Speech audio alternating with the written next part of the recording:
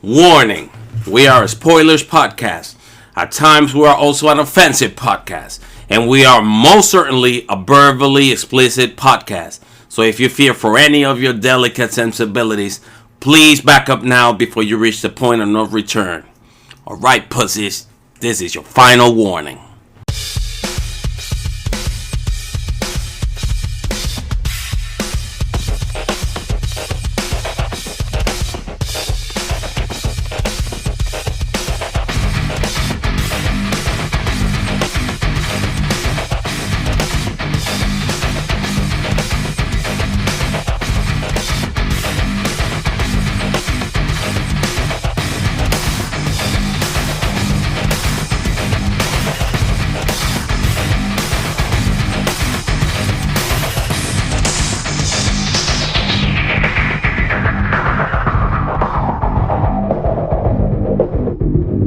Hello, all you losers and winners in this thing that we call after COVID-19 life. This is Christopher from Cinematic Anarchy. With me today, we have Mr. Omar. Yes, sir. And Miss B. I'm finally back. And I apologize to both of you for announcing myself like I am the head of the podcast and you guys are just my side chicks. I mean, you kind of are the head of this podcast. El Jefe. I earned the moniker El Jefe. I appreciate that tremendously. However, I think this is a collaborative effort all over because without you guys, there is no podcast. It's just me talking to myself in a dark room, and that's a little creepy. Yeah, but without you, the podcast wouldn't exist. Okay, I'll take it. You're the one that started it. Yeah, you can say that about fights too. I try not to start fights though. I'm on the losing. I'm on the losing end of most fights that I'm in. I'm more of a lover than a fighter. I don't start fights. I finish them. I find in a fight the most that I can do is start fights. I finish them. I had one move in a fight. One move. I can't hit worth a goddamn.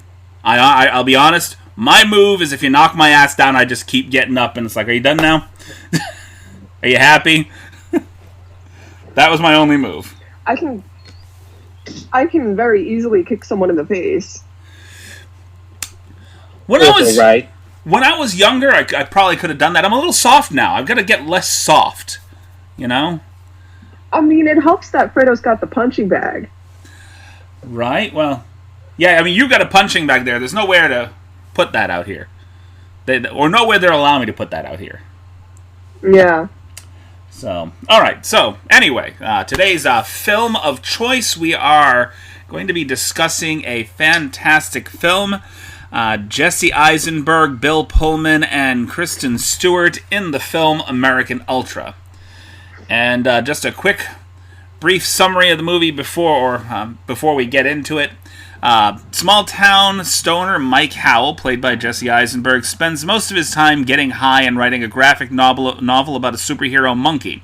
What Mike doesn't know is that he was trained by the CIA to be a lethal killing machine. When the agency targets him for termination, his former handler activates his latent skills, turning the mild-mannered slacker into a deadly weapon.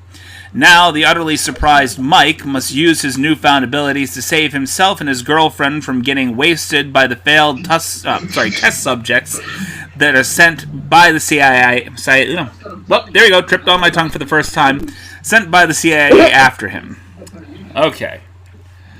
So, that's the brief synopsis, and now it's time to shoot the shit. So, overall, we'll start with you, Mr. B. What was your impression of the movie?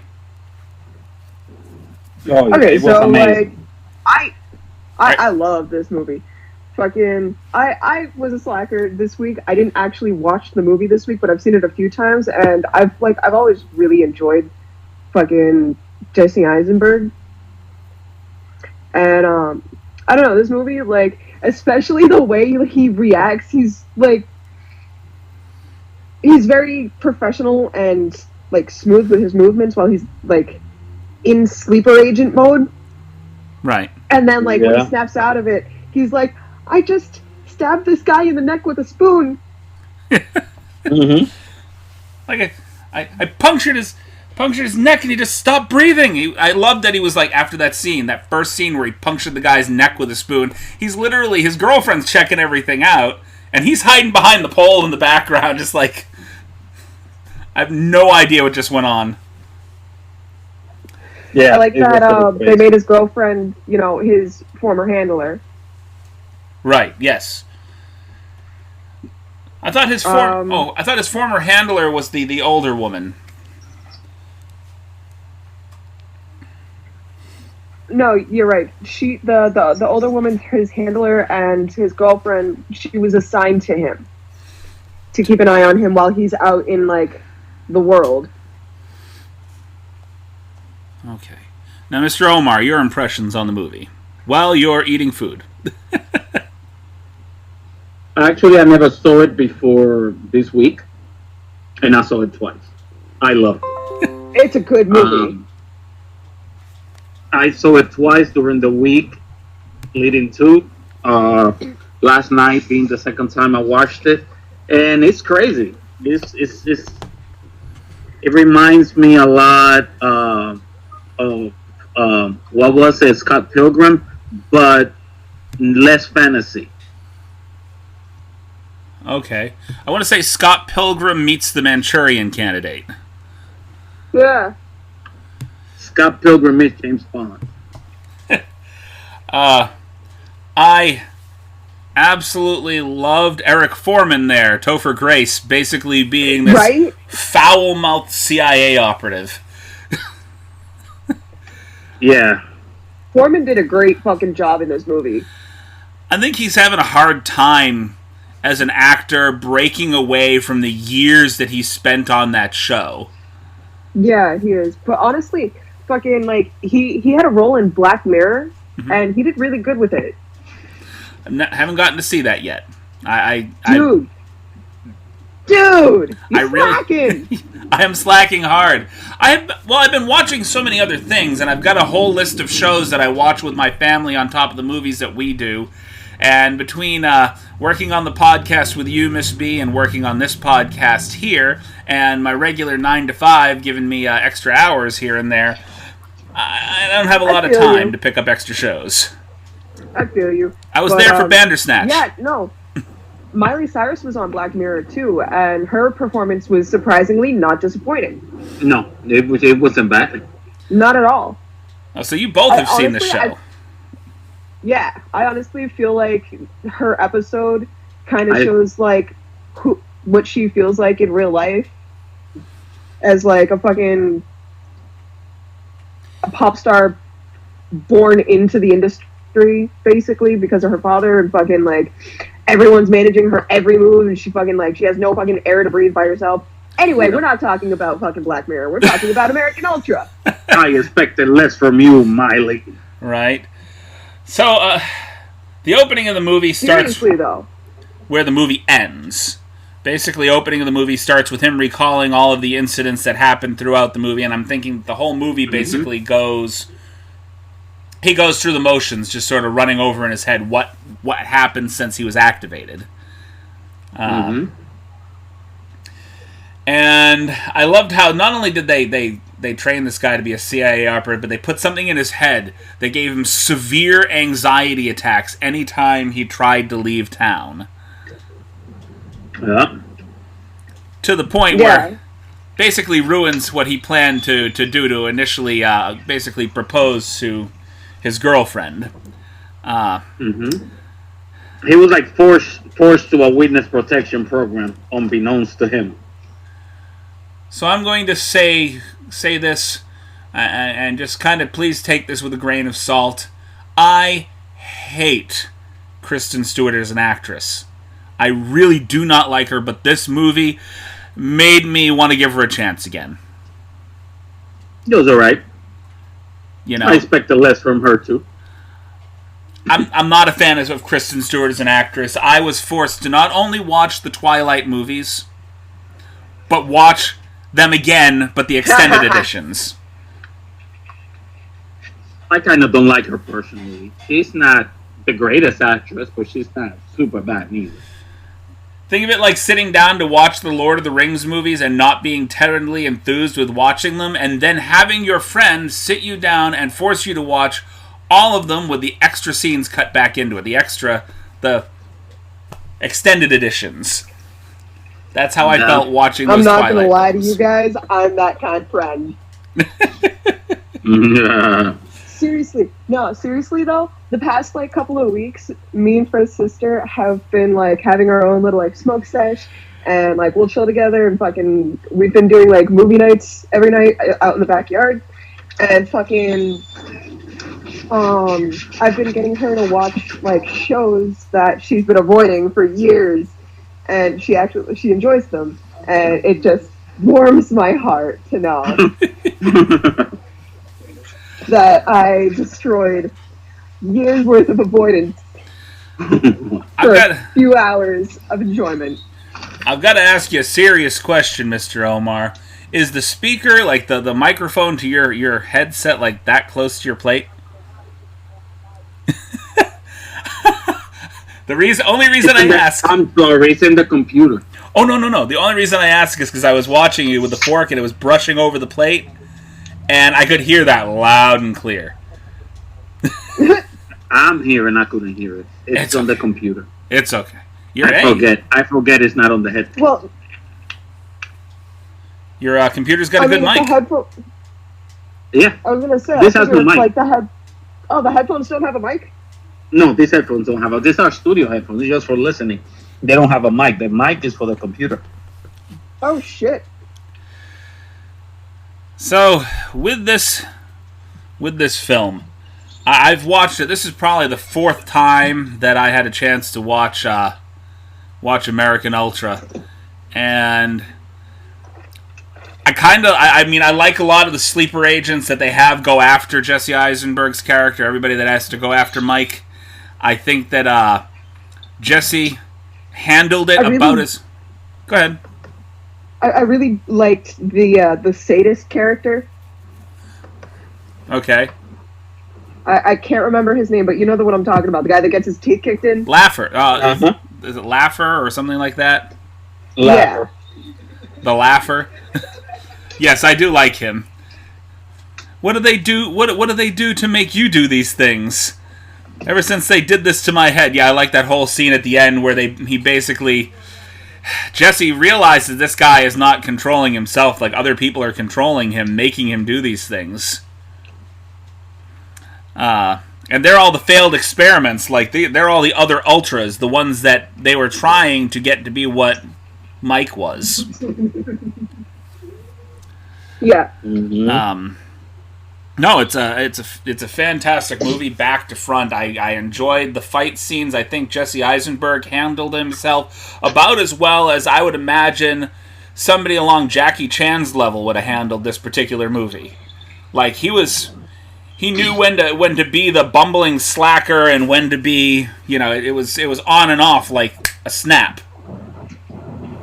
And yeah. I also noticed he sounded an awful lot like Michael Cera several times in that movie.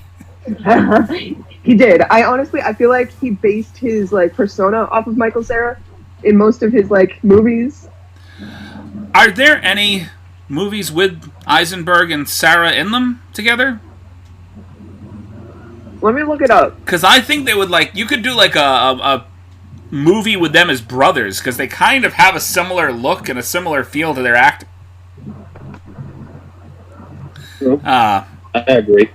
I think that would be just sort of interesting to watch them both act alongside of each other, because they both seem to have fairly similar acting styles. I think that Jesse Eisenberg's a little bit more capable than Michael Cera is. I don't know if that's the word for it. Like for an action movie, yes. Well, I just think he's capable all around. He has a lot more charisma than Michael Cera does. Michael Cera seems to play that kind of laid-back character constantly, just sort of very, very low-key in almost all of his movies. To the point of almost being painful low-key. And that is Mr. Fredo laughing loudly in the background. They can hear you laughing. That sounded like Bond villain evil laughter is what that sounded like back there. You said you sound like a Bond villain evil laughing. No. No, I don't think they're in any movies together. But Michael Cera doesn't get offered a lot of roles. Well, and he turned down a role as like a young Jesse Eisenberg for Zombieland 2. I think he's. I don't know how to say this without sounding impolite, but I think Michael Cera is an asshole. It's not that he's an asshole. I think he's limited as an actor. I really do. I don't think I think he's a one-trick pony. No, I mean in real life he's a piece of shit.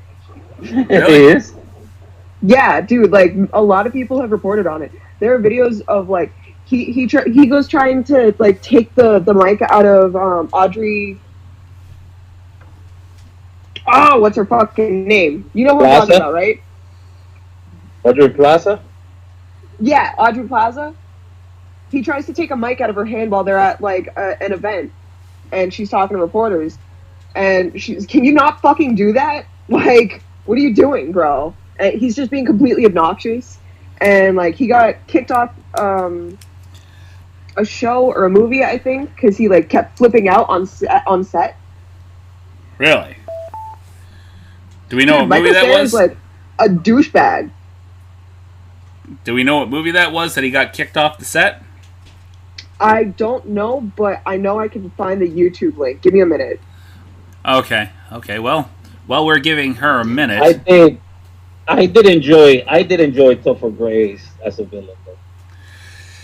You know, I don't think acting. I liked his acting.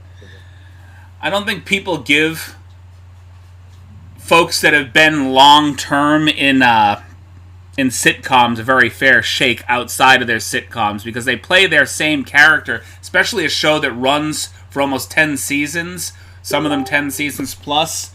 People are so used to seeing you as one thing that they don't give you a shot anywhere else. They're like, no, you still look like Eric Foreman. I don't want to see this.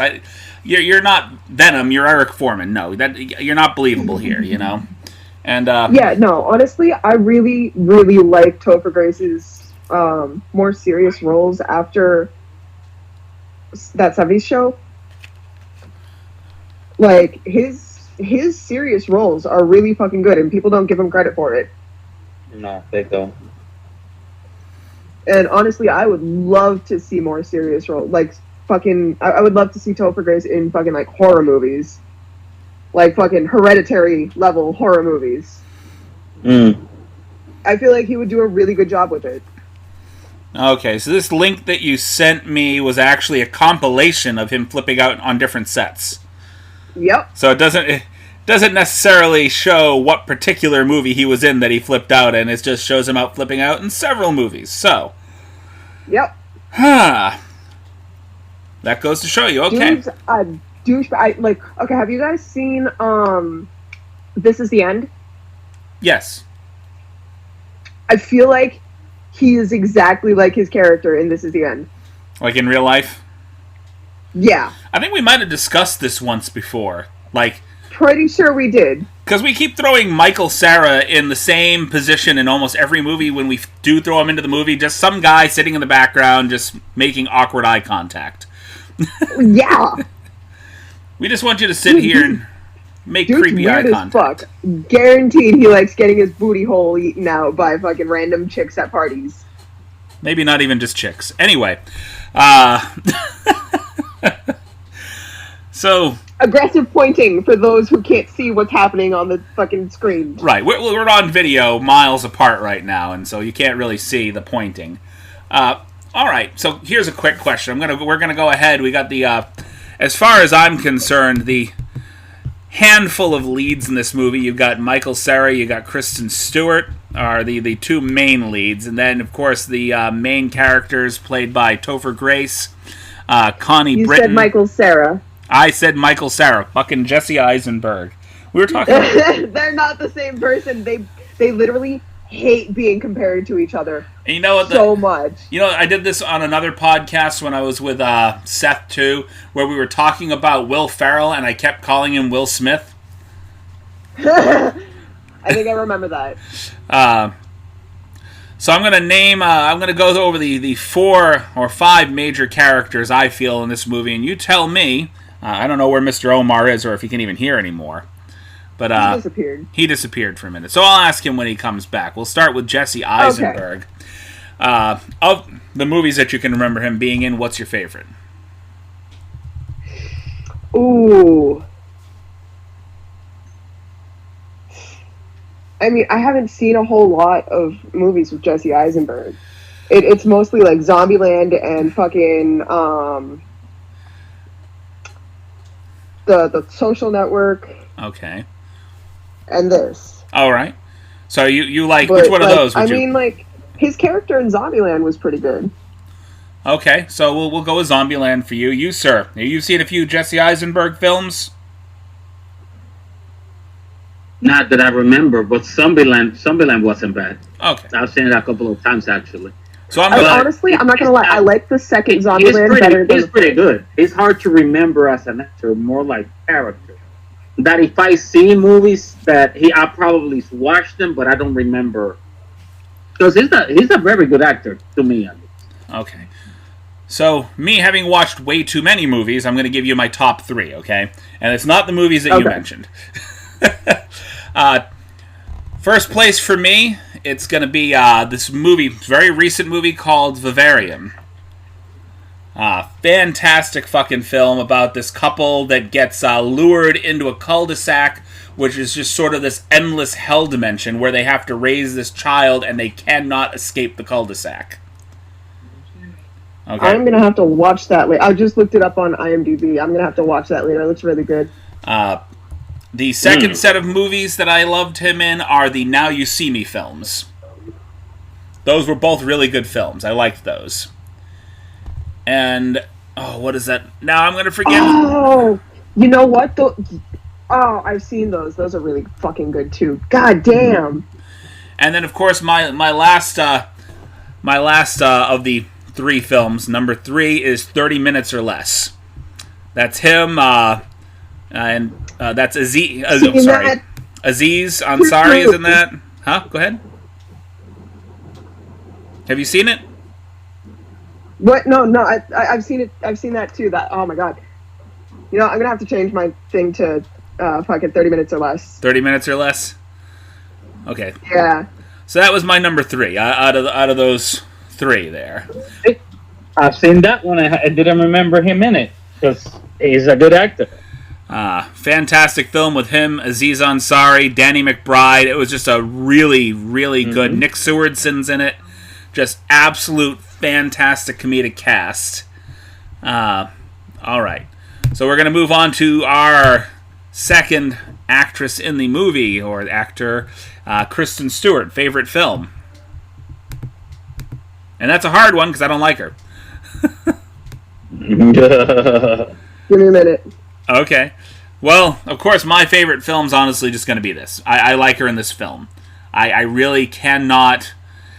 I can't stand her in almost everything that I've watched her in. It's just... Yeah, no, I wasn't a huge fan of her in The Runaways. Okay. Let me see. Twilight was obviously god-awful, but it was fucking awful to all of the actors. Right. That fucking... Oh, you know what? I liked her in The Messengers. Actually, there is one other movie that I like her in. It's her and Ryan Reynolds in Adventureland. I remember liking her acting. I remember liking her acting in Panic Room. Was she in Panic Room? Yep. Jodie Foster's daughter. She was the daughter in Panic Room. That's right. Oh, God. Yep. She was the girl in Catch That Kid. Okay. Well, those were like kids. Those are kids' films. Dude, I mean... Buddy, I was a kid when these came out. I was a father when these came out. Yeah, exactly. Which means that, you know, maybe your kids watched it. Maybe you watched it with your kids. Means that I'm an old man. That's what it means. I'm an old man. All right. So we got the third person. I'm going to go ahead and Let's see. Topher Grace, favorite film. Ooh, give me a minute. And there are a handful. And he does not get a fair shake in a lot of films, but he has been in a couple where I kind of liked him. This is going to be my top for him because he is like way out of character from what they usually allow him to play. Did not really care for him much in Spider-Man 3, so we're not going to even bother with that one. I kind of liked him in this movie called Win a Date with Tad Hamilton. It's actually a pretty decent kind of quirky little romantic comedy. Starring him, and I think it's was it James Duhamel who plays Tad Hamilton, or Josh Duhamel, sorry. And if I'm not mistaken, Kate Bosworth as well. Okay. Kate Bosworth, Josh Duhamel, Topher Grace, and Nathan Lane are the main characters. This is a tough pick because, like I said, Topher's not in a lot of movies, so you got a handful to pick out. Oh, yes. He was in Mona Lisa Smile. Yes, he was. That was a good fucking movie. But was it good for him? I don't know. I'm gonna have to watch it again to find out. It's like I've seen the movie. He was in Interstellar too. That I do remember. He was in the movie, but he wasn't like. I don't want to say like. I don't think it was a big thing. Like I don't remember him. I guess he also. Death and Robots. He also had an uncredited role in Ocean's 12. Yep. Honestly, I'm gonna have to say my favorite role of his role is Billy Bauer in Black Mirror. Okay. Because honestly, like he in the episode of Black Mirror, he plays the CEO of this social network company, and fucking like Billy Bauer's out on this like 10-day fucking detox by himself in the middle of the desert in this cute little cabin on the edge of the fucking, like, I don't know, Grand Canyon. It looked like, I don't know, it was pretty. But this guy in the UK takes someone from Billy Bauer's company hostage, thinking that they're, someone that's like higher up in the company because they're dressed all nice, and the guy's just an intern. And he's like, it's my first week, I'm trying to impress them. And fucking, so the entire episode is this guy keeping the employee hostage, trying to get a hold of Billy Bauer. And they finally get a hold of Billy Bauer, and he's like, the guy goes on to explain how his wife died in a car accident, and fucking he's been broken up about it, and the only reason that everyone blamed the drunk driver that slammed into him, but the only reason he blames himself because fucking he like took 2 seconds to check the social media site that Billy Bauer owns,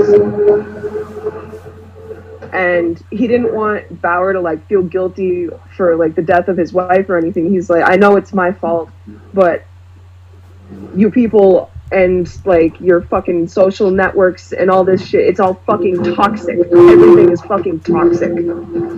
All the fucking recycled articles and fucking press baiting and fear mongering and everything, it's just fucking toxic. And if he hadn't checked his phone while he was driving, she would still be alive. And he just hates the social media site. Okay. And like at the end of the episode, he ends up killing himself. So. And I was like, the investigators and the negotiators gave Bauer like a script to read, and he's like, you know what, fuck this. That like they gave me scripts, and I don't know what you want. I don't know how to talk to you about this. I'm sorry this happened to you. This and that. Like he seemed really like genuine with his role in the character. So I'm not trying to interrupt here, but it sounds like you've got severe traffic coming through your headset there, Mr. Omar. Just a lot of interference.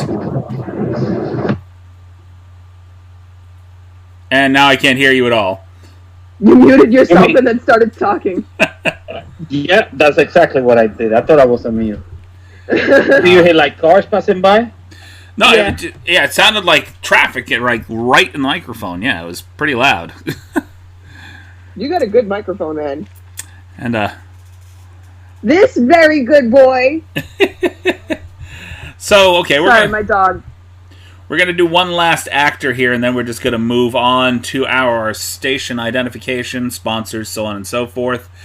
Our last actor in this film is a guy who wasn't in this film a lot, but I love him as an actor anyway, so I'm going to bring him up, and that is Mr. Bill Pullman. Your favorite role for him? Hang on. I gotta look him up. Pardon me for the cough. Because I've got a handful of movies I really like him in, but I'm going to pick just one this time, a top. And you can tell me what you think, but and it just went real quiet for a minute there. How about you, Mr. Omar? Do you have one? Spaceballs. You like Oh my God. Spaceballs? Oh, that I didn't even think about Spaceballs. Oh my God. You're right. So Yeah, he was. He was in Spaceballs. outside of Spaceballs, personally, for me, I think one of the most iconic roles that man has ever had was as the President of the United States in Independence Day. ID4. Yeah. He did play the president. I think that was one of his best films. Personally, though, one of my favorite films of his, if you ever get to watch it, I believe it's free on Prime. It is a movie called Brain Dead. It is an absolutely fantastic film. He plays Rex Martin in that film. It's basically a film in a showdown of man versus machine. Martin plunges into a chaotic nightmare, trying to save his mind from the megalomaniacal corporation he works for. And I'm gonna have to look it up because I'm looking at the cover art for the movie on IMDb right now, and fucking he dead ass looks like the what's her fucking name? Cassandra, I think her name is. Yes. From Doctor Who. Doctor Who, like one of the first few episodes. Yeah. Well, I mean, from the new series. Right, yes, the new... Well, yeah, I'm not talking about old series. Like, first few episodes when they had Christopher... what is it, Eccleston? You gotta be specific with that shit. Yes, I do. I'm sorry, I sounded weird for a second. When Christopher Eccleston played the Doctor, that's what I was talking about. I believe that's his last name. He hated playing the Doctor. That's why he didn't come back for the 50th anniversary. He was good, though. He really was. He was really good, but he hated playing the Doctor, and that's why he didn't have, like, a very long stride with his character. But he will forever be remembered for bringing the he was character back to life. Yeah, he did a really good job with the character. As much as he hated doing the role, he did a great fucking job. And the reason I like this Brain Dead movie, it is one of the few times, I believe probably the only time, that you have the two big Bills in the same movie. Bill Pullman and Bill Paxton. Alright, I'm going to have to say my favorite movie from this guy is Casper. Casper? I forgot he was in Casper too. Oh my god, where's my brain? Yeah! Right? That was a major kids movie, even for me when I was watching movies with my kids movies with my kids. I know what my mother's favorite Bill Pullman. Casper's a childhood classic. I know what my mother's favorite Bill Pullman movie is. She's not around anymore, but she. Wait, let me guess. Go ahead. Sleepless in Seattle? No. Nope. It's actually a twisted little. He was in that too, right? It's a twisted little horror. It's The Serpent and the Rainbow. I didn't see it. Definitely well worth watching. I think that I know this is one of my mother's favorites. It was from like 1988. It's like a late 80s horror film. He played the lead role in it. Basically, it's about an anthropologist who goes to Haiti after hearing rumors about a drug being used by black magic practitioners to turn people into zombies. Oh, shit.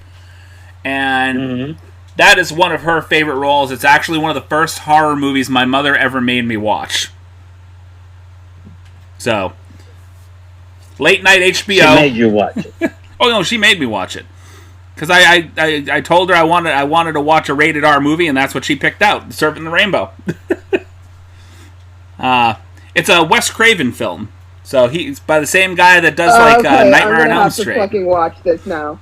Seriously, Wes Craven? You can't say Wes Craven and think I'm not gonna watch this shit. No, definitely something well worth watching. I have to watch it again because I don't remember all the specifics about it. Go ahead. Okay. I don't cry over celebrities' deaths, but I cried when Robin Williams died, and I cried when Wes Craven died. Yes, that was a big loss right there. Mm-hmm. The man, the myth, the Nightmare on Elm Street legend. Wes Craven is a horror movie fucking god. Have you seen People Under the Stairs? Have I seen what? People Under the Stairs? I feel like I did, but I don't remember. There's a handful of... People Under the Stairs was crazy. There's a handful of movies that he had a hand in that... You know that he did a shitload of like little Friday the 13th shorts and everything? Oh yeah, there's all sorts of things out there that he did recently. He was a writer for like little short films for Nightmare on Elm Street. I'll read you a couple here. There's one which was Freddy versus Ghostbusters, which was my god, I hate it. In 2004. It was a short film. There was Freddy Krueger, A Nightmare on Vape Street.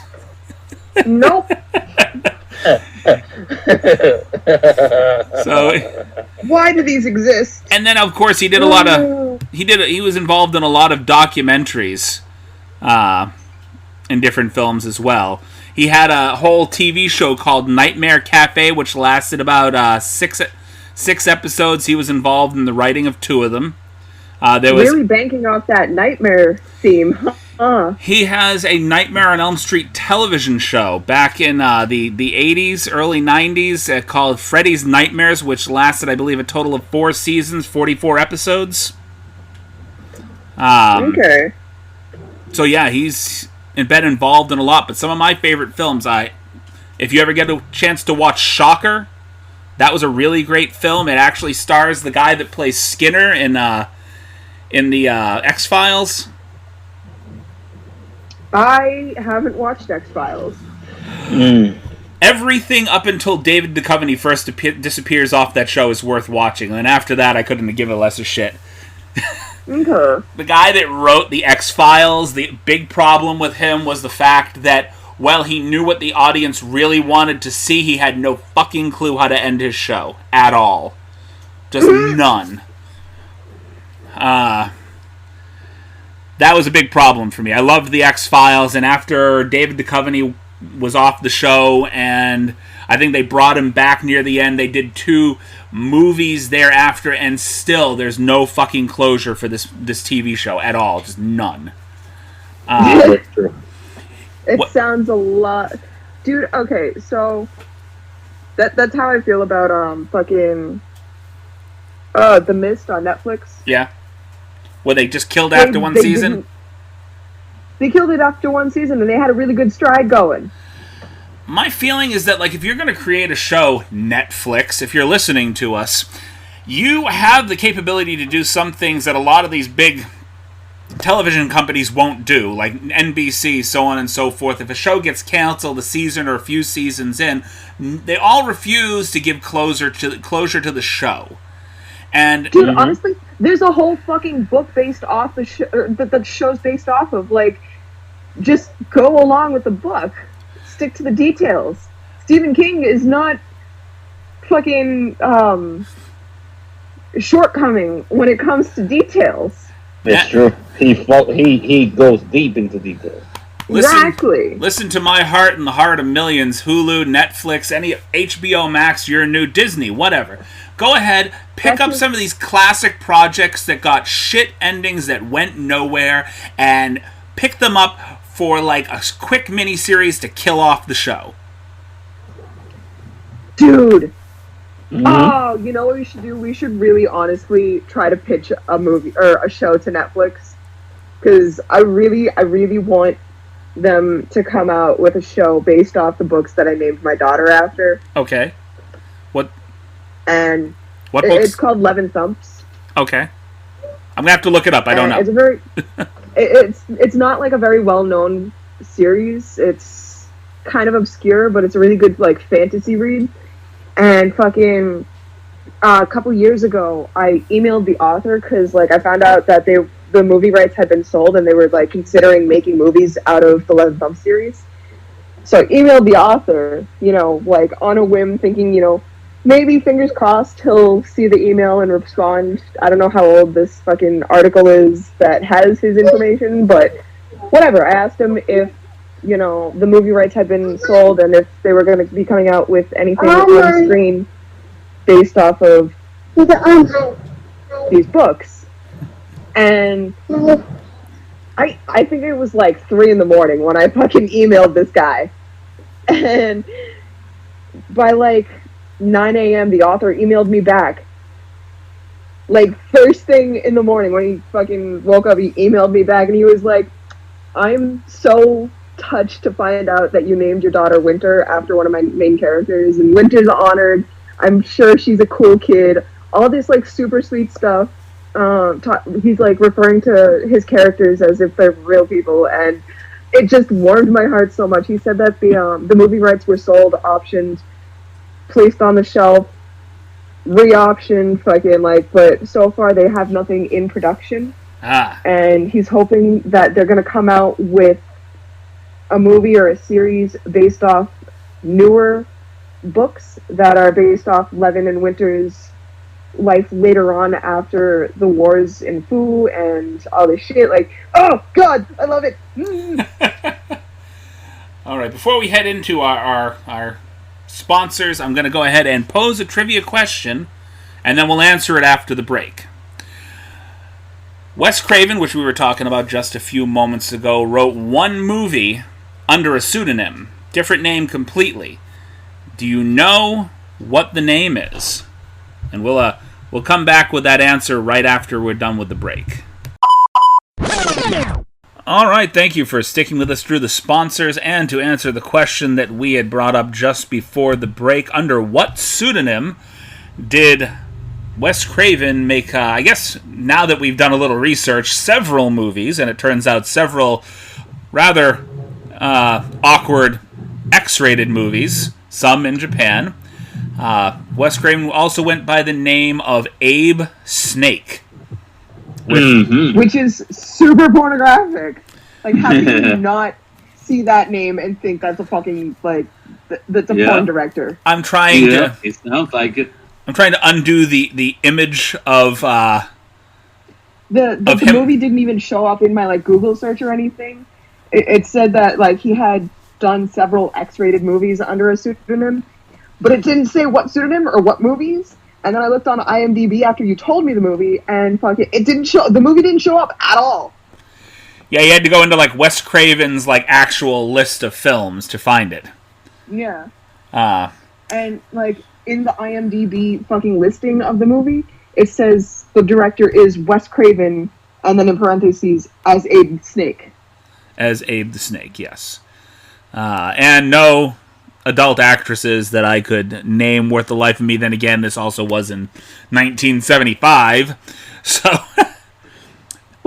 Okay, so can we talk about how IMDb totally called out Wes Craven? What do you mean? Isn't the whole point of a pseudonym to not have people know who you really are? Well, I mean, unless that's something that he revealed later on in life. Like, everybody knows that Stephen King also went by the pseudonym Richard Bachman. Yeah, true. You write so people don't know who you are in real life, and maybe at some point he got that fame. Like, his first couple of films were not, like, they were cult classics, like Last House on the Left, The Hills Have Eyes, Swamp Thing. Yeah. They were all cult classics. He had that real big first commercial hit with Nightmare on Elm Street. And that's probably, at that point, I don't think he cared if people knew, you know. Oh, well, yeah, I was Abe Snake. I did a lot of porn movies. There were several guys that did adult movies way back when, doubled to just kind of make the extra money as a... Well, I mean, yeah, it's the fucking, like, the 70s, 80s, 60s, fucking... Of course, everybody's doing porn back then. Do you know how fucking the whole reason fucking porn is even a thing is because of those eras. Yeah. Mm-hmm. Back then, when the on the porn set, you could find a set of hedge trimmers. And like the whole stereotype behind porn is like your typical like 60s, 70s weird ass music with the most like overacted, awkward, ingenuine fucking interactions. That overacting was off the wall. Okay. No, my favorite thing is porn scenes that have been edited over to look like people are doing just like regular things. It's like porn film Photoshop. Yeah. Yes.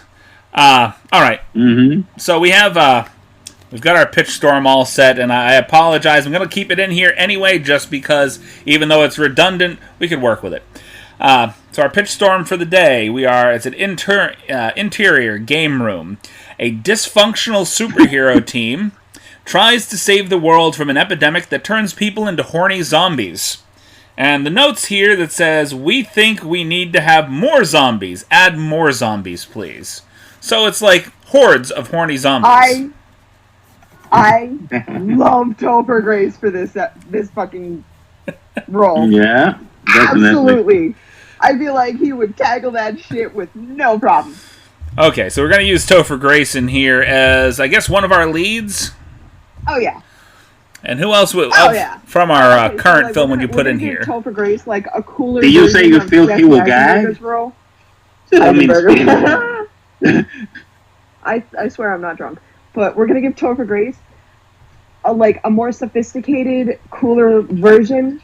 Eisenberg with cheese. We're going to give Topher Grace a more, like, sophisticated, cooler version role of Jesse Eisenberg's character from Zombieland. So like almost like a James Bond kind of Zombieland character. A more refined Zombieland character, yeah. Because I feel like he's got shit a little more figured out. He's not as socially awkward. I could kind of feel that. Like he's almost like a slightly awkward James Bond, really suave. Dude, okay. So what we can do is keep his fucking CIA character from American Ultra. Okay. Like his skills and whatever, all that shit. But make him like your typical nice guy. Fucking a mix of Jesse Eisenberg and his character from that 70s show.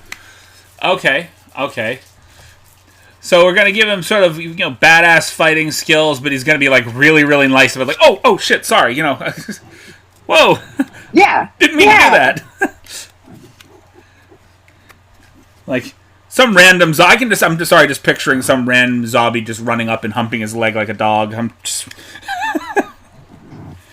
Whoa, buddy, take me out to dinner first. It's like An awkward. take him out for a bite, they take the whole leg. Anyway,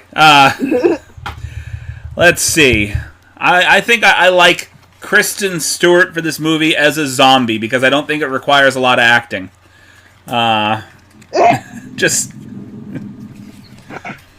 won't require a lot of acting on her part. She can pretty much do what she does in every movie. Just kind of walk around like a zombie. Oh my god. Okay. Stop. We're not gonna do that because No. she doesn't walk around like a zombie in every single movie. Granted, she's been giving some really shitty fucking roles, but those are the roles that she's given. It's not just her acting because fucking her character in the Charlie's Angels, I think it was, right? Have not watched it, but I know she's in it, yes. Yeah, okay. Her character in the new Charlie's Angels looks badass as fuck. Have you seen it? I would be friends with her. You've seen the new Charlie's Angels? I have not seen the new Charlie's Angels, but I would be friends with her character based off of like what I've seen. Fucking, have you seen the commercials for it? I've seen the commercials. I'm going to tell you what. I own the movie. So tonight, I'm going to watch it. And No, I haven't will seen it. When No, we- I've seen the Hang on, commercials. stop. Yes. Both of you are I talking haven't at the seen same the time. Okay. What I was going to say is I'm going to go ahead and watch it tonight, And when I see you on the podcast on Wednesday, I'm going to tell you whether or not it was a yay or a how I feel I'm gonna anyway. watch it too. I'm gonna look for it. We own it on we purchased the movie a while back, but I have not watched it just because I really... Amazon? Let me see. I'm not sure it's on... I think it's probably on Amazon. It's still a fairly new movie, so you can probably rent it for like $3 or $4. Yeah, exactly. I mean, if it's relatively new, it's probably going to be like between the $5 and $10 range. But that's still just like $5-10. To rent it? It's not Yeah. that. It's not that new. It's not like been in the theaters within the past couple of months. It's new. last At least year. Yeah, it's $6. Okay. Well, I mean, close. I mean, $10. That's got to be a fairly new movie. I'm not paying $10 for a year-old I'm fucking movie. renting that shit. Dude, okay, so the new Trolls movie, right? I rented it for winter Yeah. on Amazon. Yes. To rent it, just to rent it, not even buy it, was $20. Well, you know why that is, right? Because it's a brand new movie and you couldn't see it in theaters. Right. You can't see movies in theaters anymore, so now they're charging you the $20 to watch it at home. That's your home theater now, which But is... it's not even $20 to go to the theater, though. It's $11. Right. I mean, well, you're losing all sorts of other revenue. They're losing all sorts of other revenue outside of that, and they also know a lot more people are not going to pay for it. Let's not pretend like they're losing all kinds of revenue. The most revenue they're making from their fucking sales is like video games in their fucking little gaming area. Nobody's buying fucking food from them. Everybody sneaks their food in. I buy food from them. Oh, you had to fucking prove me wrong. I hate you. You're talking to probably the one guy that buys the food there. I'm talking to someone that, like, I have walked in to fucking Lowe's Theater with a whole giant-ass backpack plus a purse full of food and fucking soda and drinks and fucking, not just soda, like liquor and fucking, like, I had a whole-ass meal in the movie theater. And they didn't say shit. It dawns on me that a moment ago we lost Omar completely. He's gone. We did. He is completely gone right now. We did. And I'm trying to hold off He on probably doing... just lost connection. It looked like he was getting up to do something, so he probably accidentally logged out or lost his internet connection. So we'll just keep kind of rambling on for a moment while he is... Yeah, that's fine. ...reestablishing connection. I'm not... he'll be back. I hope. I hope. But no, I mean, I've rented a few things, purchased a few things, and I think the thing that they're banking on is like you get to rent something once in 48 hours. So technically, the reason they're charging you $20, most things they're charging you $20 for, you can watch it several times. So rather than going to the movie to see a movie 3 times in a row at $11 a piece, you're saving yourself a little money by renting it once and watching it like 2 or 3 times over the 24-hour, 48-hour period, you know? So that's what they're thinking, Okay, rewatchability. but who's gonna watch a movie 16 times within 48 hours? Somebody Sorry, no, who... I'm over-exaggerating. Everybody knows I over-exaggerate with this kind of shit, but, like, I'm sorry, I wouldn't watch a movie... No, I can't even say I wouldn't watch a movie with more than, like, 3 or 4 times within 48 hours, because I did that with Hereditary. We've done that with the podcast. Just several movies that we've watched a couple of times within a short period of time. Just kind of keep it fresh in our minds, you know. A lot of the movies that we've been reviewing lately, I've seen, like, recently, within the past couple of months. So we kept up the chatter while you were gone, sir, and you've opened up your computer like a bag of chips, I heard. What? When you opened up your computer, you came on. It sounded like you opened up a bag of chips, like, right in the speaker. That's weird. It's weird. Okay, well, now that Omar's back on and can keep up conversation, I'm going to step off for just a moment and mute my mic. Okay, step off the mic, and we'll still be here I'll be right conducting back. chatter. Speak amongst yourselves. Speak amongst ourselves. We're actually just discussing the idea of having to purchase or rent new movies on like Vudu, Amazon, so on and so forth. The new movies that never got to hit the theaters because COVID-19 hit. they charge like, sometimes it's $20. Sometimes they even charge upward of $25 to $27 a movie, depending upon what it is. So you can rent it for the better part. It's not purchasing it; it's renting it for a couple hours. You get access to it for like 24 to 48 hours, and we're just talking about, well, I think they do that. They charge you that much because of the fact that you do have 48 hours to watch the film. So once you watch it the first time, you can watch it a few more times in a day or two. And they figure, well, giving you access for that long, you're not walking into the theater watching it once for 2 hours. You have access to it for 48 hours. That's worth the price. Yeah, no? I think you're muted there, Mr. Omar, or the audio's out. Something like that. It's less than what you would spend at the movie if you took your whole family and everybody can watch. You could actually invite people over and charge them. Very true. No. I'm sorry. No. I'm sorry. I'm gonna have to butt in. This is absolutely Jeff Bezos just banking on people's fucking inability to go to the fucking movie theater. I'm sorry. Fuck Amazon for doing that. For $20, you should be able to buy the movie, not rent it. Okay, Miss B. For $20, that's. Oh nope. Yeah. I was gonna say, my apologies, Miss B. You sound like you're talking to me down the end of a long tunnel. Okay, hang on. It's like I can't hear you at all. Okay. Okay, I'll be right here. A flashlight. That shit happens. We have audio difficulties because we were ill prepared for half the world to die. That was a problem. Yeah. Is that better? That is a little bit better. Yeah, let me. Better. Sorry. There we go. Okay. I don't know what's going on with the fucking thing. No, it's just I was just telling him we're going to have audio issues. It happens because we were ill prepared for half the world to die from COVID. We didn't have all the audio technical stuff set up. So No, but honestly, the whole Amazon charging $20 to rent the movie for 48 hours is absolute bullshit. it's not just Amazon though. It's Vudu. It's pretty much fucking bullshit.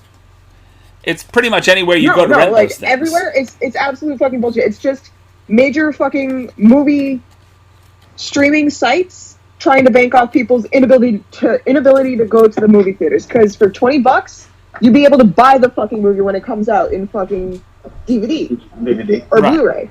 Fucking $20. That is twice as much as you would pay going to the theater. Right. Well, okay. So when you go to a movie, do you go by yourself? No, but I don't pay for both people. Okay, well, my point being is say I pay for myself and my boyfriend pays for himself. We don't like making each other pay for our stuff. Right. But when you go out to the theater, I know a lot of people who do go to the movies by themselves. Okay, so it's bullshit for people that might have to go to the movies by themselves. But if you figure the average person goes out in couples or as a family, you're actually saving a little bit of money by renting it and watching it at home. I go out with 4 people at a time. I'm spending less.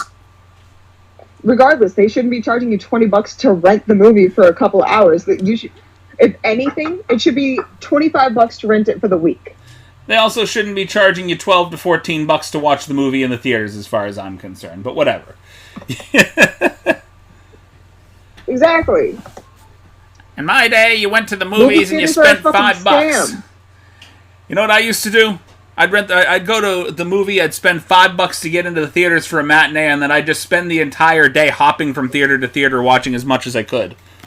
Before they wised up to that shit. Yeah, right? They've wised up quite a bit. Now some people still do. I did that when I was, young and stupid. You can't do it now because you have to basically purchase your seat. Yeah, no, and then the loop got, hip to people's scams. So they figured out how to basically keep you from doing that shit. They're like, hey, yeah, well, now we know who's supposed to be in what seat, and you did not buy that, sir, so get the fuck out. Yeah, exactly. So, all right. A few years ago, you could do that. We need to get back to our pitch Well, storm. I hear that nowadays, I've heard nowadays that can get you.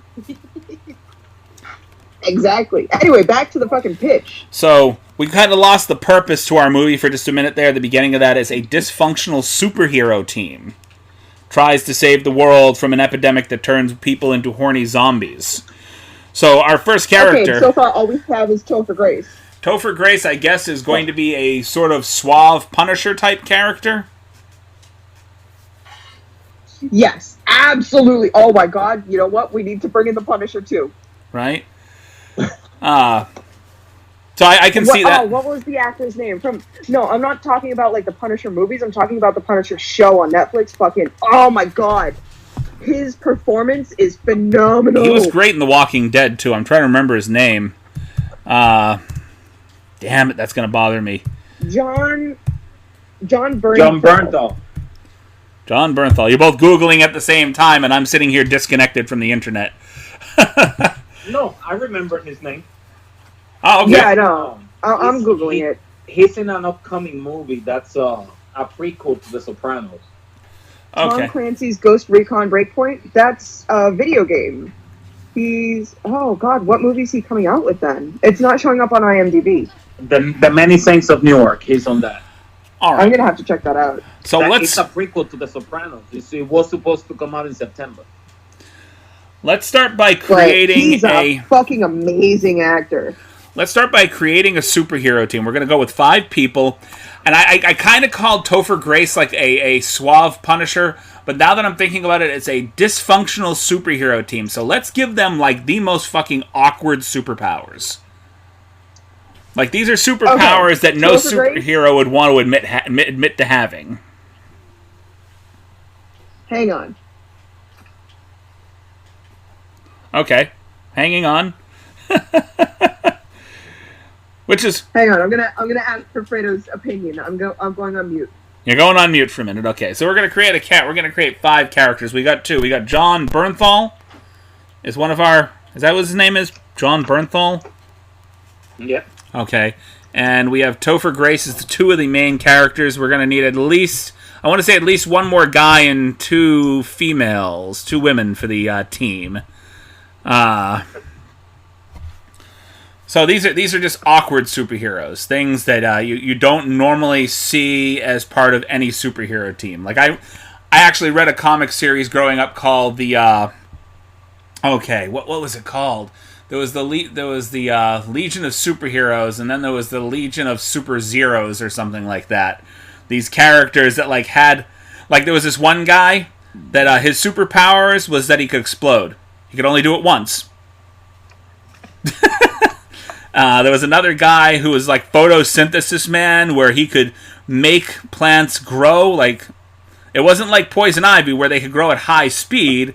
He just could make plants grow slowly into what they were supposed to be. And then there was another guy who could turn into a statue. And that was literally it. He would just turn into a statue, an unmovable piece of rock. So what are we thinking, Miss B? And that's all he could do, just turn into a statue and not move? That's it. Or there was another guy who could lower the temperature in the room to 32 degrees. That's about it. Just superhero powers that were almost essentially useless, you know? So I've got a couple of ideas, but I want to let you guys shoot Fredo first. doesn't have anything. You don't have anything? So Topher Grace. Even though, he's a superhero buff. I like the idea of him being... Topher Grace. I want to give him like a two-faced personality. I want him to be a split between his Eric Foreman character and the asshole he was in American Ultra. Like, he can split personality. Yes! And he talks to himself constantly. And his superpower only comes out when he's an asshole.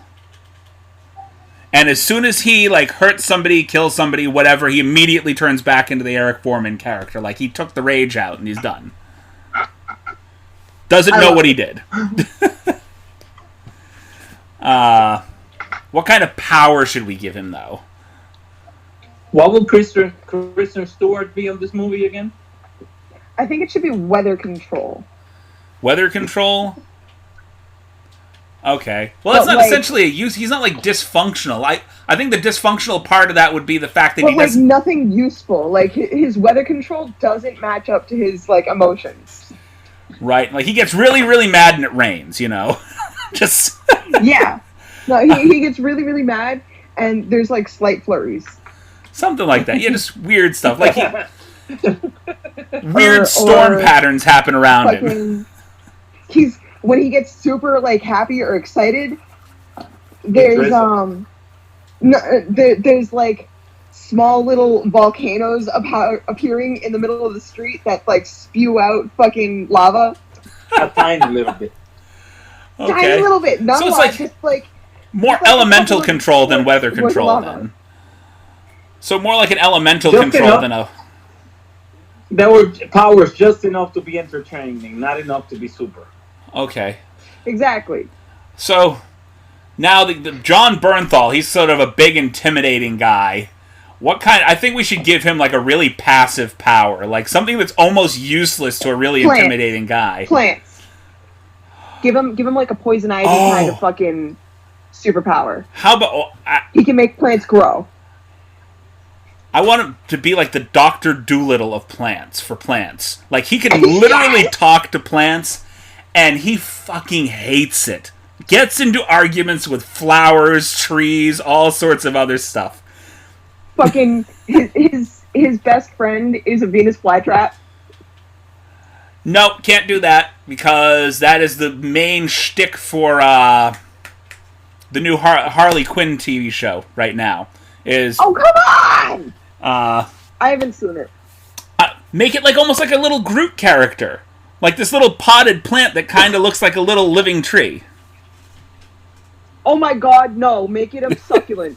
A succulent, right? Okay. A succulent. Just make it a succulent. Just a succulent that talks, that is voiced in his head by Fran Drescher. Oh my god, yes! And it just annoys the hell out of him. No. A succulent voiced by the guy that voices Linda Belcher on Bob's Burgers. Oh. Yes, definitely. Yes. Okay. So, for my third guy, the final male part of this team, we have to have two females as part of this dysfunctional team.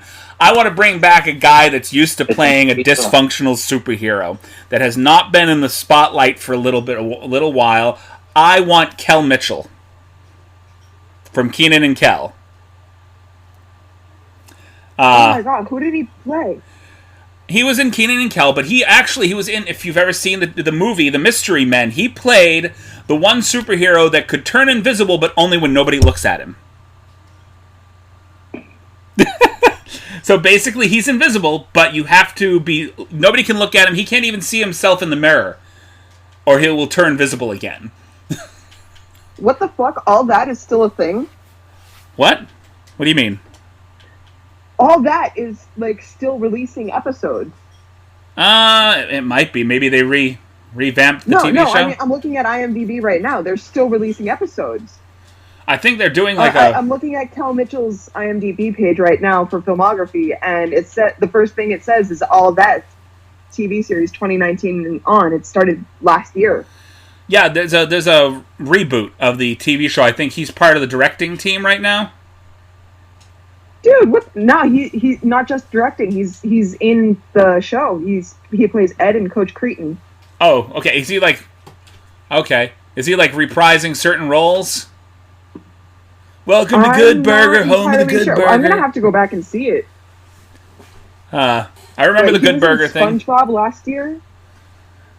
He's been staying up with his fucking. He's been keeping up with his acting. Every year he's coming out with some shit.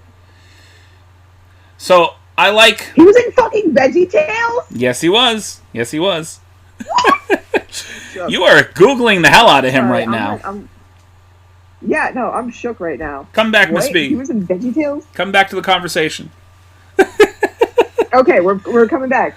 Okay, so Kel Mitchell. For his superpower, I like the idea that his bodily gases have almost tornado force wind. Yes! Like if he sneezes, burps, farts, whatever, it's like a tornado force wind.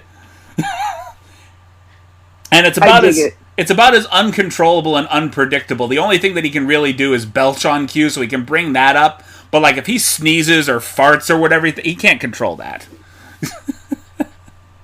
I just found out that Kel Mitchell played T-Bone in Clifford the Big Red Dog. You didn't know that? I had no idea. Oh, yep. I was also like a child when Clifford was coming out with new episodes. I didn't know any names of actors or anything back then. Always wanted a dog that big, never got one. Yeah. Anyway. Dude, I am fucking determined to get a Great Dane. Okay, we need 2 girls. 2 females for the show. Well, we have to use two characters from the movie, so Kristen Stewart. Okay, fine. We're bringing Kristen Stewart in. You know what? Hang on. What was the other female character? The older lady? Connie Britton, I believe. She's been in a lot of different stuff, but this is probably one of her better roles. So we could bring... We can kind of bring her in as like the matriarch of the... wasn't it the fucking... Go ahead. Hey, God. No, give me a second. I'm looking up... Yep, nope, she was the mother in American Horror Story in the first season. Yep. She's been in a lot of different stuff. But, yeah. So, she's going to be like the matriarch of the team. I don't know what to do with her, though. I'm trying to think. She has... I got one. She has... She can mind control, but she can only mind control preteens. Like, she can like, mind control people that are, like, 12 and under. Yeah. Just prepubescent kids. That's it. Anything once puberty hits, then it's all over. Right. Anything with too many hormones and she can't deal with it. But once anything before like 12 years old, she's good. So she has basically like a battalion of like 10-year-olds that fight for her.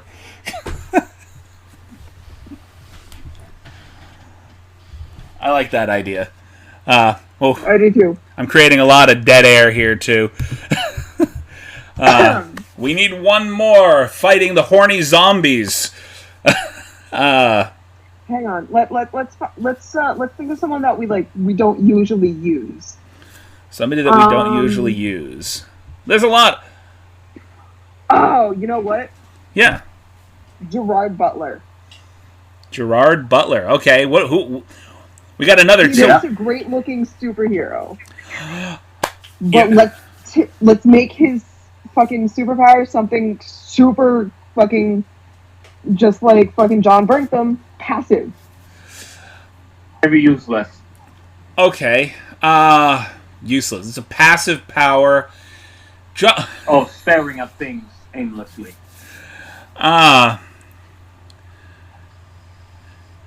So I feel like this is going to be a split personality thing too, and it's only because I think this would be... You like him? I don't think we should do the split personality thing twice. It's not split personality. Bear with me for a moment. It's kind of split personality. I think that he is... He could stare things into overheating, but it takes like about 2 hours. I was thinking of him having superpowers, but only as sort of an alter ego. He has this issue where he can activate his superpowers, but they're estrogen-based. Oh my god. Hold up. Okay, go ahead. Okay, so I agree. His powers should be estrogen-based. Yes. But let's give him a werewolf kind of fucking vibe. Yep. A werewolf kind of power. But he doesn't turn into a wolf or a big dog or anything. It's like Werewoman. He turns into a miniature fucking poodle. Oh, never mind. You went a different way. I was literally thinking about him werewolfing into a woman. Nope, he turns into a miniature poodle. A miniature poodle. Okay. He's a I actually kind of like that. A miniature female poodle. Yep. So as the poodle, he is a woman. Poodle. He's intersex. No, okay, so let's make him not male. Okay, he's gonna Make him damn. non-binary. No, you know what? If we're gonna make an intersex character, what do they we call need it? to use an intersex actor. Okay. Let me look up. Let me Oh, look no. up intersex actors for a second. RuPaul? No, not RuPaul. RuPaul is so Nope. fucking transphobic. We won't get into that. We're not going to get into that on this cast. Nope. we can save that for the more political cast. Eddie Izzard. Eddie Izzard would be perfect. Yeah. Oh, you know what? Eddie Izzard is a fucking choice. Eddie Izzard would be perfect, especially voicing the miniature poodle. Yeah. That voice coming out of a miniature poodle would be absolutely fucking fantastic. I love Eddie Izzard so much. I haven't heard anything from Eddie Izzard since that cartoon movie came out. A miniature fire-breathing poodle. Yes. Just to give it a little extra twist, because we got to make it unique. And his two best friends, his little sidekicks, they turn into geckos. Leopard geckos. Okay. I like a leopard gecko, one played by Danny McBride. And the other by Danny DeVito. Danny DeVito and Danny Two Dannys. And let's just call them the Dannys in the movie. Just they're Danny 1 and Danny 2. Those are his buddies. They should just argue all the time. Right? Just Danny McBride and Danny DeVito just arguing back and forth with each other. I love this so much. Okay, now Not about anything really important neither. They just bicker.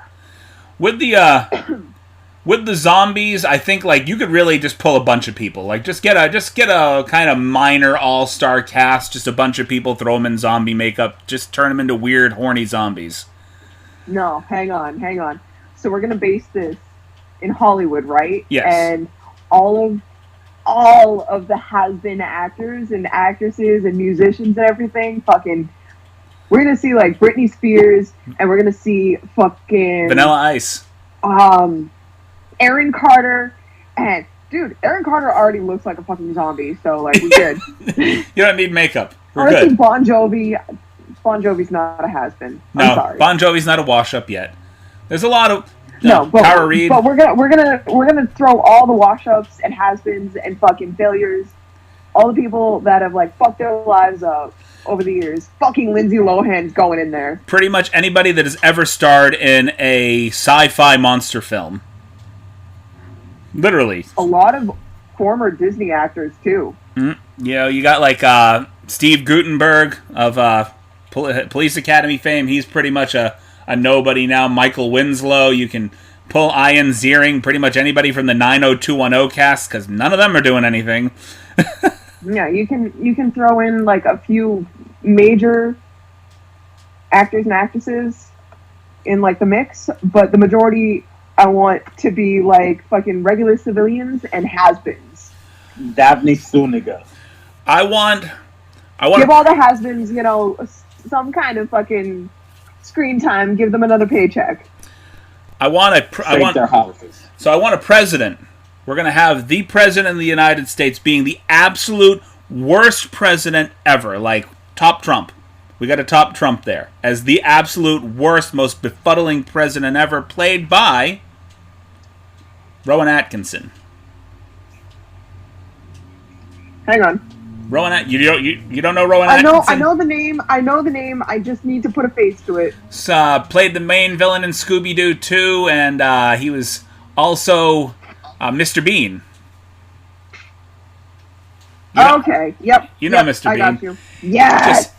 Absolutely. Now, when I say the worst president ever, I don't know if you've ever seen. I believe it's Dark. Is it Dark Adder or? Is it Dark Adder? That's gonna bother me for a minute. Adder. Dark Adder? No, I don't think it's Dark Doesn't Adder. matter. It's something else. I'm thinking of something else. Adder. Oh, that's gonna bother me.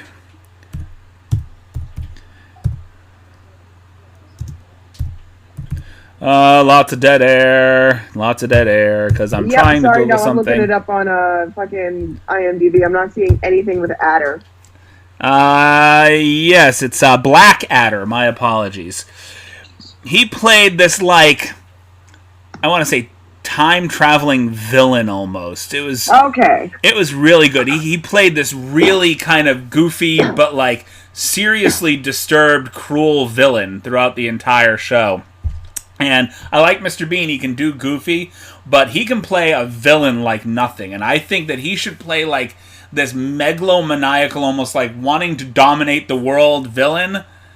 Sort of around the level of, I don't know, like a Bond villain almost. But really, he plays it as bumblingly as he would Mr. Bean. Just really, really evil, but really, really dumb.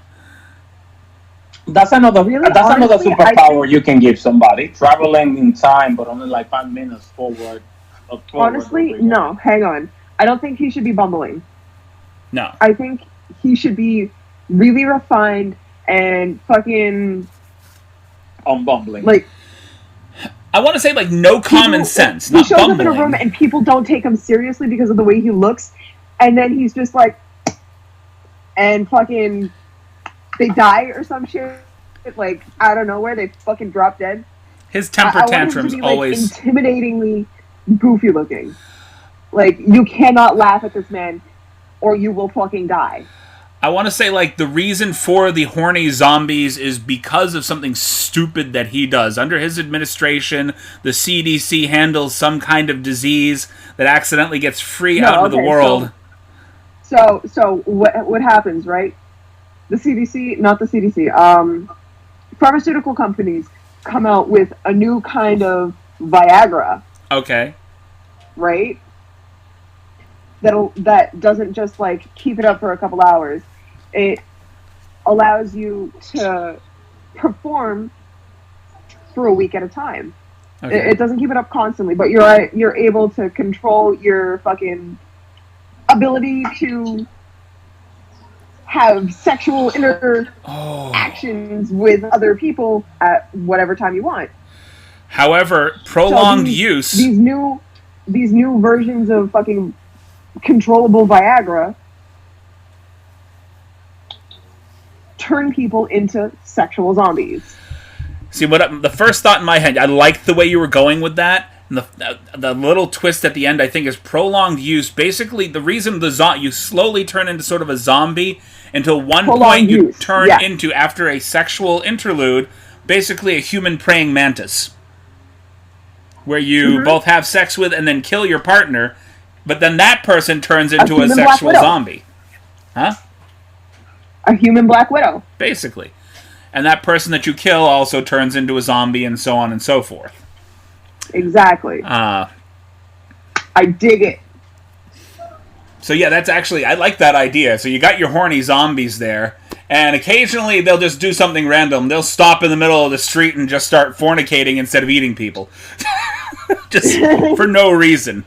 Because they're a little mindless at that point, and because of the Viagra kind of honed into their base instincts, not so much. Well, it's eat and sex, and that's basically the whole thing. Yep. I feel like there should be a counterpart, like a counterweight. The vice president should be the one that calls the superheroes into action to try to... And because most of the other superheroes teams have been taken out by this disease, and so you have this one group of these people that just... They're off the face of the map, and they're the only ones that really are... They're able to be found, okay? So you find these superheroes that are like, these are not the best guys to try to pull into this. Like, they are like the worst superheroes ever. And they're not a team to start with. They just pull them together into a conference room and make them a team. Did we come up with all 5 superheroes? Jesse Eisenberg. So we have Gerard Butler... Gerard Butler. Sorry, not Gerard Butler. Eddie Izzard that turns into the poodle with his 2 buddies, Danny and Danny.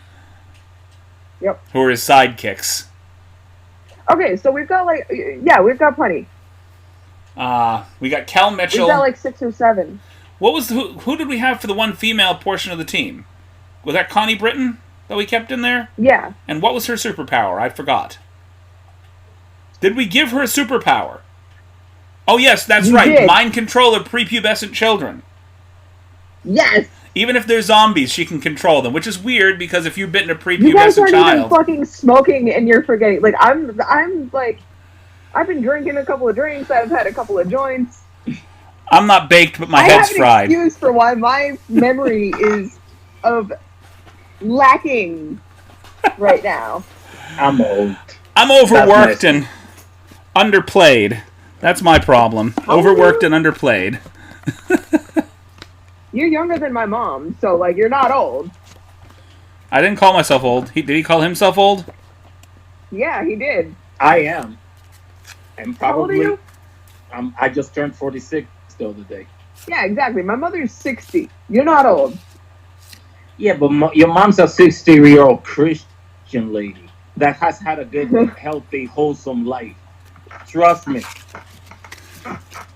Okay. True. I didn't sleep much when I was your age. Actually, I don't sleep much as it is. I spend my 20s only sleeping 2 nights a week. Yeah, I don't sleep much as it is. Okay. I mean, granted, I sleep more than my boyfriend. Okay. We got off on a little tangent Anyway. there, and I lost my Yeah, brain right. even more than I normally do. So, I think this movie's pretty much pulled together. I don't know how they save the world, though. Like, I don't know how they would figure out how to save the world, other than the fact that maybe they should have to kind of battle through a horde of these zombies to get to some kind of CDC place to get the vaccine that's locked away, but the place is overrun. I'm sure they figure something out. I feel like that would be the logical... I think I don't think it should be a vaccine. No? No. I think over time, the horny zombie virus, fucking, you know, it slowly starts to die out because there's fewer people out. And oh god, what was that fucking zombie movie that was like a fucking chick flick? You know what I'm talking about? There's a couple of them. That's up to you. There's Anna and the Apocalypse. There's Life After Beth. There's Night of the Living Deb. There's a couple of... I mean, there's a lot of, like, kind of weird female-centric zombie movies. You gotta be much more specific than that. Hang on. Warm Bodies. Warm Bodies. Okay, yep, that was a good one. I liked that one, actually. It was interesting. Okay, so I feel like it should have like a Warm Bodies kind of vibe, where after time the zombies start regaining consciousness. Okay. But where was I going with it? I had something good. I fucking shit. You Train did? of thought is dying. God damn it. Well, we're getting to the end of the podcast here, and our brains kind of sort of sap away by the end, especially on a weekend. Yeah, right. Fucking. It's not. Oh God, I was about to say it's not even the weekend. It's fucking Sunday. Okay. Well, I'm tired. why don't we put this nice little film to rest then, and we can go ahead and ask a few I think questions. we'll have a Warm Bodies kind of vibe where the zombies start coming back to life, but they I feel like winter months, like the snow, the cold air, starts to kill the virus. Okay. Like it can't survive outside of a warm body. I'm just trying to think of what the main mission for these superheroes would be, though. Because just dying out naturally, that can't be their main mission, because that would not require them to do anything. That has to be something that they I think their physically main have to mission do. should be shutting down the company that created the virus. Or maybe taking down the president, Or taking down the president. who's locked himself Exactly. away in the White House bunker and is sort of controlling things. Their main mission is to take down the president so that they can slowly help the citizens that aren't fucking infected and help civilization regain itself. Did anybody else kind of think... I know I like Rowan Atkinson for the main villain, the guy that plays the president, but did anybody else have this pop into their head? You know, Alec Baldwin doing his Trump impression? Honestly, I think that Jeff Goldblum. He hasn't had the chance to play villains, really. That might be interesting. Exactly. Jeff Goldblum, just with that way that he talks, just playing a kind of Bond-esque suave villain that just kind of occasionally have temper tantrums when he doesn't get his way and kills people. That actually would... a suave villain. But I like the idea of him going from like a suave, almost Bond-esque villain to when somebody doesn't take him seriously with one of his ideas, he just has like this childish temper tantrum and kills them. Yes. And like I love it. I think like there should be like a rotating replacement of like his side guy, like the guy that's always with him, his guy that's like supposed to get him everything and help him do everything. And when the first second the guy that's supposed to be helping him out snickers, he kills them, and another guy steps in immediately, very nervously. It's just rotating villains. I think it should be like guys that played really meek characters in like television series. You know what I mean? Like people you know from the show that they were in that were like really kind of weak or meekish characters. Oh, dude. Okay, the guy that plays Leonard from Big Bang Theory. Right, like he should be like one of the guys. He lasts for a few minutes until he ridicules him, and then... Oh my god, they should run together as president and vice. Sheldon is president. Right? Sheldon needs to be president. Sheldon is president. Oh, that might work. Yeah! We're throwing new monkey wrenches into the movies, too, though. We're gonna have to rework the movie if we make Sheldon president instead of Jeff Goldblum. I want Sheldon as president. Maybe Sheldon should be like Speaker of the Cabinet. He's the one that's going to step in after. So we're going to do Sheldon as president, Jeff Goldblum as vice president, and the guy that plays Leonard as Speaker of the House. Speaker of the House, okay. But I want to say, like, there's just a rotating, like, some meek guy that's always standing next to the president that just gets killed every time he has a temper tantrum. Yep. Okay, I got 3 very quick questions. It's always like the new first person of the Secret Service. Right? Yeah, Secret Service. That's what I was trying to... Why have my brain is not working tonight? I couldn't think Secret Service. What the fuck is wrong with me? Oh my god. It's a good Secret Service. Right? It's that secret. It's so secret, I can't even remember it. Fuck it. Alright, we're good. Anyway. So I've got 3 quick and kind of interesting, maybe weird, slightly perverse questions we're going to go ahead and ask. And we'll see what you guys' answers to these questions are, and then we are through for the evening. Question number 1. Would you rather have your significant other either hear or see everything when you're not around? Everything that you do. See, not hear. I would say hear. Because if they can't physically see what you're doing, you could talk about something else, and they wouldn't know what's going on. No, talk to myself. You can hear something and completely misunderstand the context. You can hear something and not know what's going on around the scene, and it's completely misleading, and you don't know like what's actually happening. I'd rather see. I'd rather her see everything and not hear nothing. It's the same thing if you see something, you can't hear what's going on. If you can't actually hear what people are saying to each other, and you see something that might be taken out of... It's the same thing. You're going to lose context either way.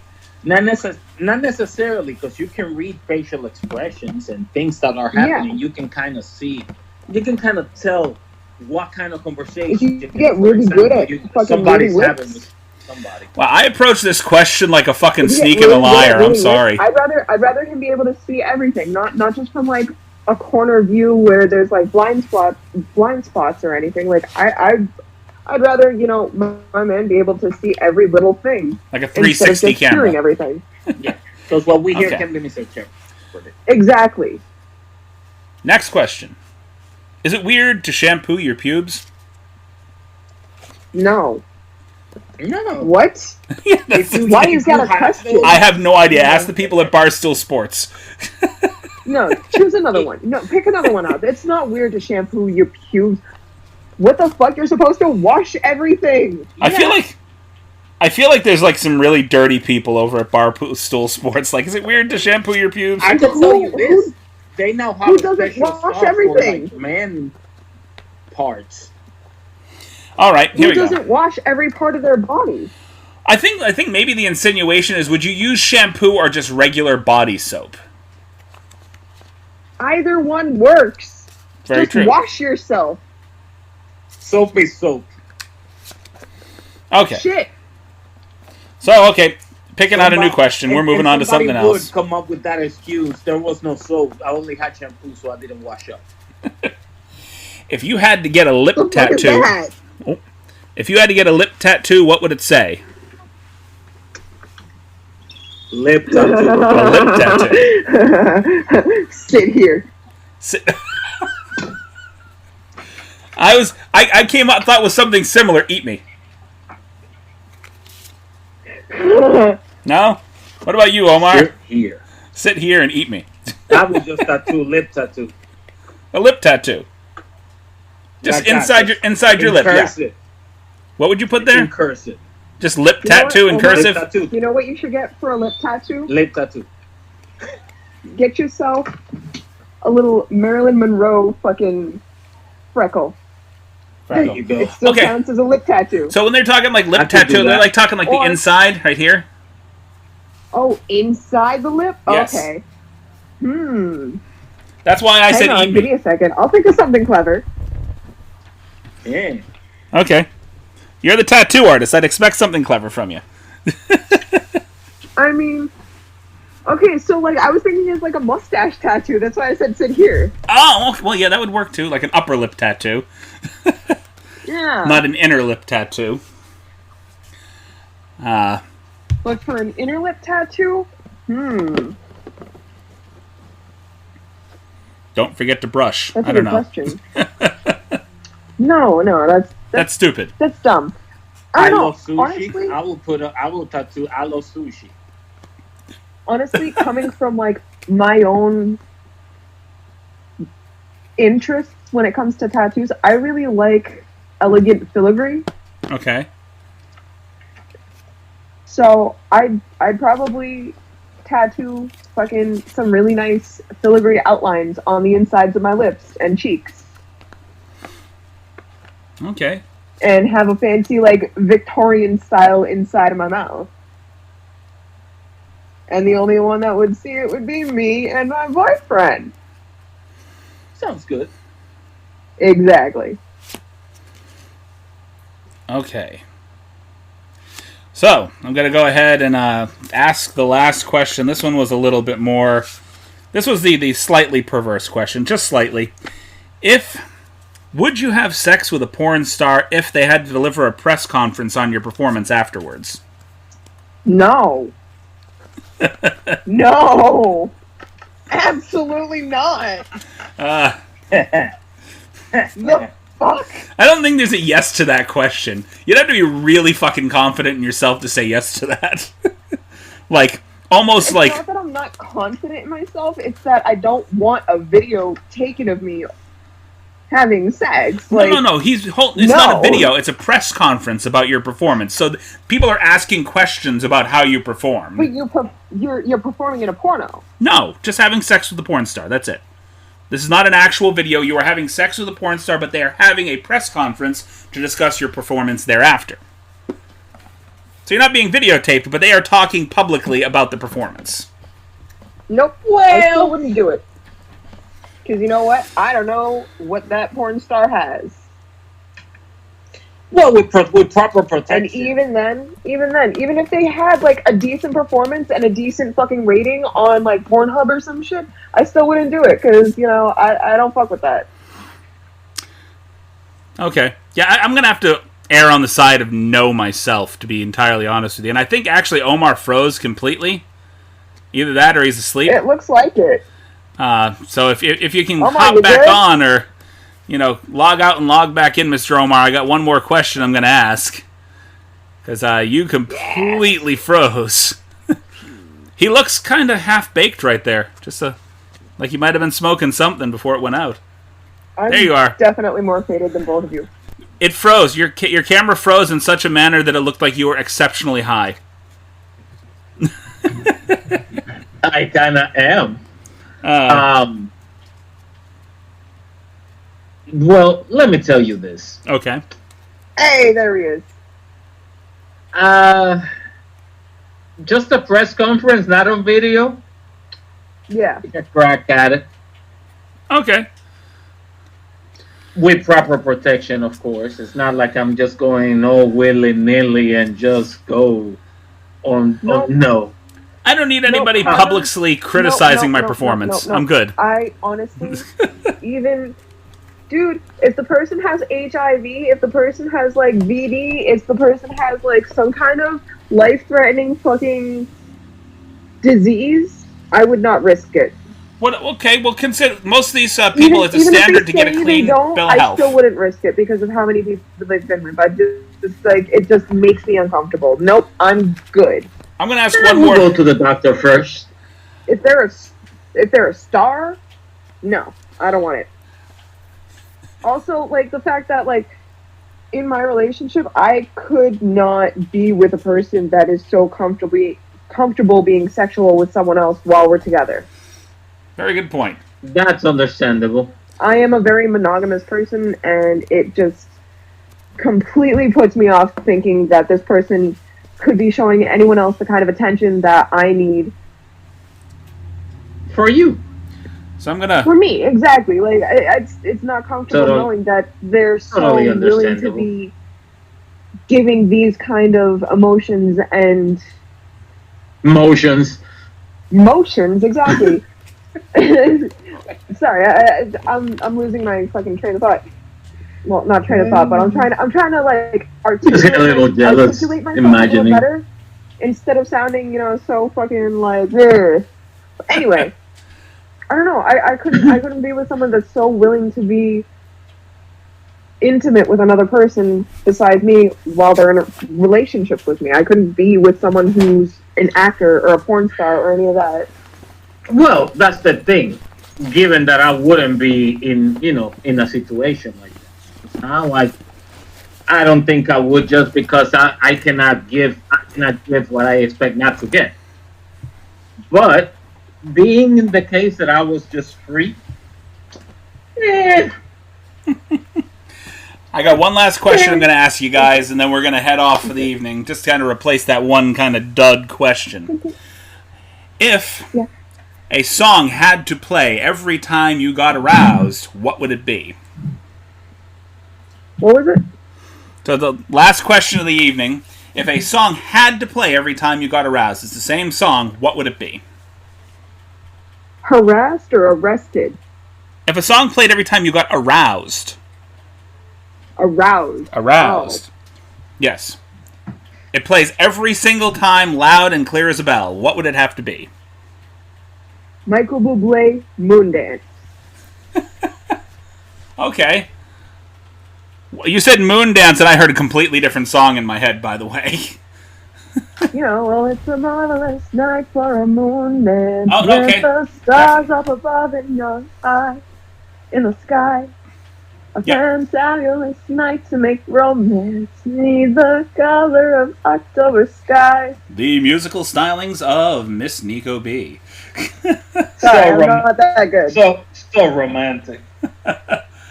I'm thinking I'm gonna be a cocky little motherfucker, and I'm gonna say "Staying Alive" by the Bee Gees. You know that one that they play every time some cocky asshole walks down the street? Well, you can move by the way I... Oh, sorry. You can see by the way I use my walk. I'm a woman's man. No time to talk. Yes. I mean, if it had to be every time, I'd want to have fun with it. I dig it. Because, I mean, keep it upbeat. I like Moondance, but it might get boring. You move. Huh? When I move, you move. Just like that. When I move, you move. Just like that. That would be mine. That would work. Or, depending upon the mood of the moment, Beastie Boys, Sabotage. That would work. Can you imagine that song going off every time you got aroused? How annoying would that be after a while? I can't stand it. All right, well, we've had our fun this evening. Thank you, Miss B and Mr. Omar, for being here for the podcast this evening. And no problem. We will see you guys later on in the week around Wednesday for Tea Time with Honey. Yeah, I don't think. Okay, so Fredo, hang on. Fredo said that his song for every time he got aroused would be "Stairway to Heaven." Stairway to Heaven. That is a really long song to play. That works. Yeah. It is. That couple gets really deep and poetic. Here you go. You want to do it? How about Jimi Hendrix doing the national anthem? Oh my God. Lady Gaga, Born This Way. You actually just made my point. Stand at attention. Yeah. I got it right away. Just standing ovation, quite literally. Okay. Anyway. Thank you for once again showing up for. All minds think alike. All minds think alike. Hey, it was humorous. I liked it. Okay. I loved it. Everyone, take care. Be safe. Do what you can to support Black Lives Matter. Definitely. Take care. Be safe. Wear your fucking masks because I don't see a lot of people wearing them outside. Your communities. And support your communities. Invest in small businesses. And for the love of God, stop the fucking hate. Stop the hate. To enact some kind of change. Right. Live your lives to enact some kind of positive, not just change, positive change. Little steps make the biggest difference. Especially if you're not a person that usually makes any steps. Exactly. All right. Thank you. You don't have to do much. Just be an ally. Thank you. I apologize. We got really political for just a moment. Just political at the end. Political. Well, now that we're all political, remember that it's still Shito Jesus' birthday. Come on with those Obama pictures. Right? Absolutely. I'm here for it. Right. Just throw a whole barrage at Sergeant Orange. Everything. Does Obama. Every one of his posts, just a barrage. Bury all of his little followers way down underneath an entire pile of Obama. Just do it. Hell, throw Biden in there for good. I'm here for it. Just for good measure.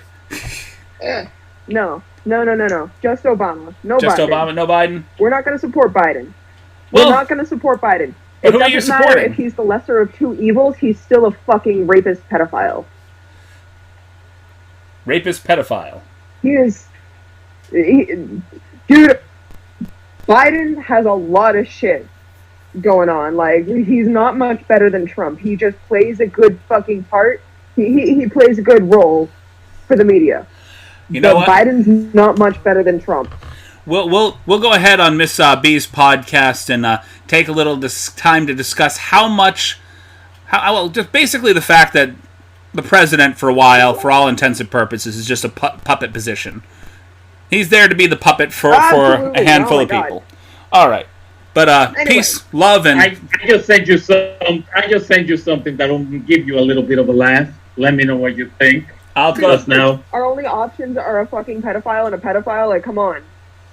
Well, that's hey, let's be honest. That's what we deserve as Americans right now for letting people run over this country. The wrong people. No, it's absolutely not what we deserve.